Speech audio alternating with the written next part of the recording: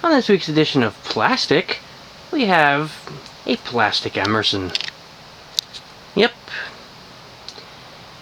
Your plain Jane plastic Emerson. This one was sold at Sears. It came new in its box. A little loose in the box, but new nevertheless.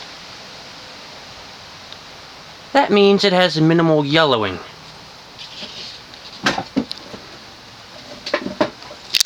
The only real yellowing here is on the switch housing itself, yet as you can see the switch cap has none.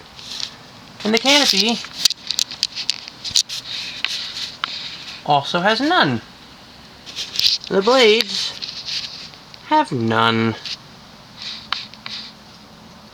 No yellowing. And this one is interesting, because it has a K55B motor in it. You know, it kind of looks like a K63, except it's not. You know, it looks like a K63, but it does not have the power of a small K63. So there is your primary difference there. Like I said, this one dates to April of 1981 per the date code on the motor itself.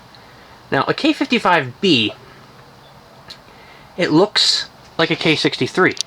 The bottom end bell is of the same style as that of the K63, but all it is just a K55. It looks similar, but the motor itself is more narrow. It's 5.5 inches in diameter, whereas the K63 is 6.3 inches in diameter, hence the 63 and the 55 in the model number. So, yeah. This fan is 2-speed. It is a 40-inch plastic Emerson. Plastic canopy, plastic motor housing, plastic blades, plastic switch housing, plastic switch cap. The only things that aren't plastic are the downrod, flywheel, and motor.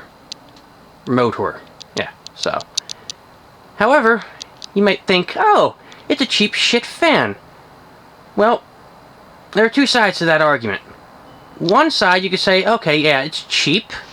Alright, because this was made in the early 80s during the early 80s recession.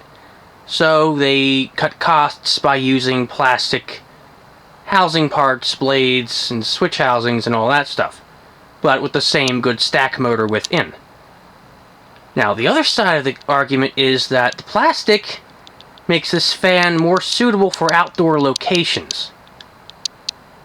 You know, whereas the housing and the blades won't degrade. I mean, the plastic, the canopy, switch housing, switch cap, and blades, they will yellow. They'll turn mustard yellow after 30 years, but and this is a big but, they're weather resistant. So, theoretically, you could have this in a damp location. And the motor is sealed on the top end bell. The top end bell of a K55B is a normal K55 end bell, but completely sealed. There are vents in the bottom, but they're irrelevant. Hence, damp locations. If it were wet location rated, the motor would be completely sealed, top and bottom. But anyway, yeah, so I found this thing off of Marketplace for a pretty decent sum. Has its box. Unfortunately, it's still in the car, but whatever. And we're going to see how this thing performs. We're going to start on low.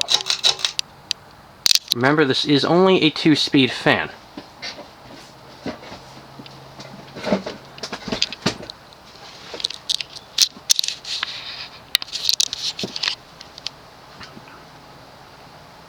This style of plastic Emerson was available maybe for 2 or 3 years,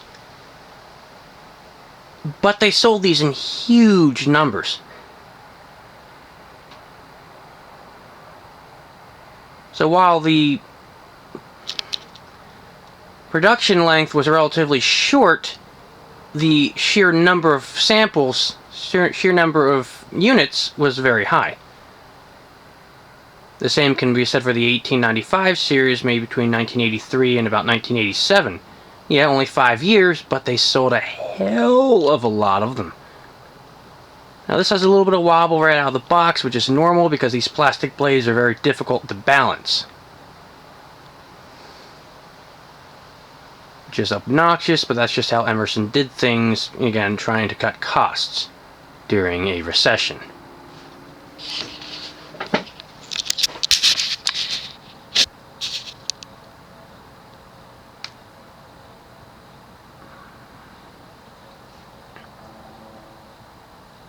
The mounting bracket is a V-shaped bracket, alright, which holds, it's a V-shaped cradle, which holds a rubber grommet, a rubber bushing, with two hooks hanging off the ends of it. And the hooks hold a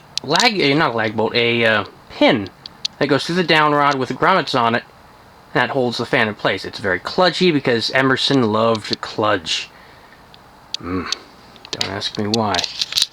But, yeah, so that's what the mounting bits look like.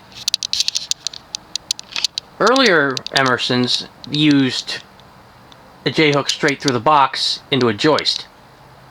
Or if it were in a commercial or industrial location, through an I-beam or similar mounting piece, or support structure.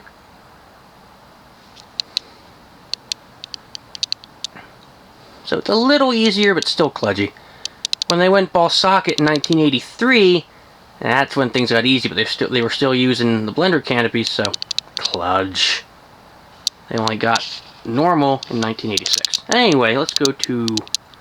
Well, first, let's go a little closer.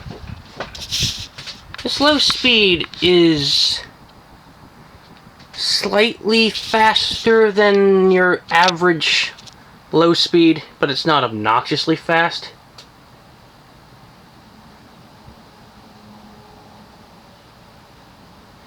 If I had to guess, I'd say it's doing around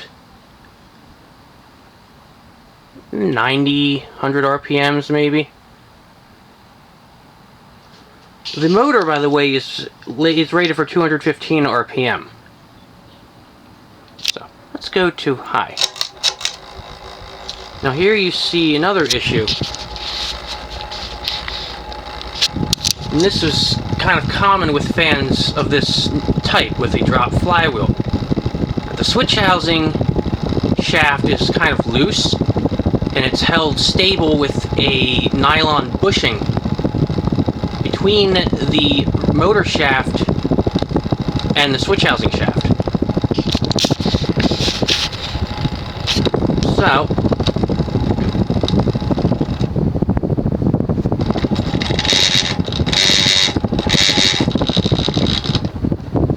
switch housing, it's quiet, but basically this nylon bushing was greased.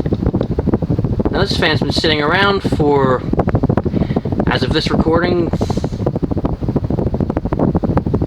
let's say 37 years. So that grease has probably dried up, and yeah, so it needs to be re-greased. Because that's what storage rash does to things. Not everything is shelf stable. And performance is alright. I mean, it's not particularly, you know.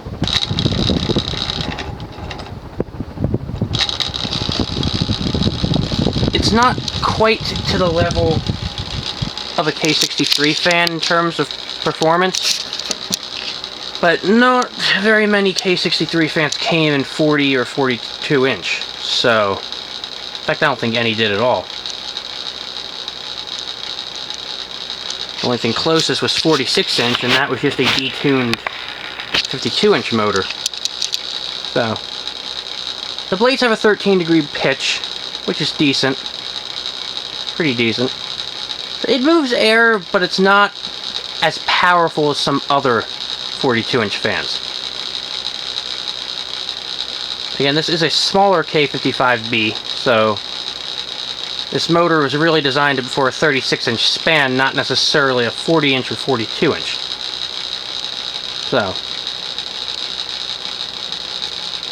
Yep. Now let's turn it off.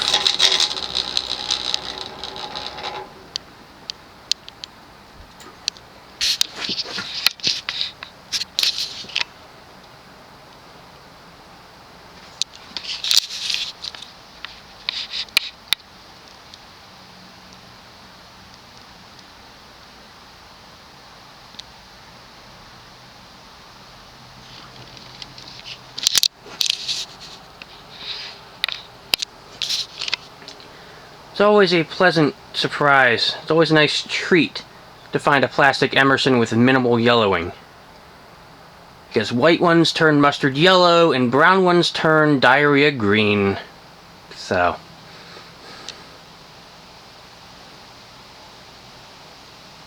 these pristine examples are relatively scarce.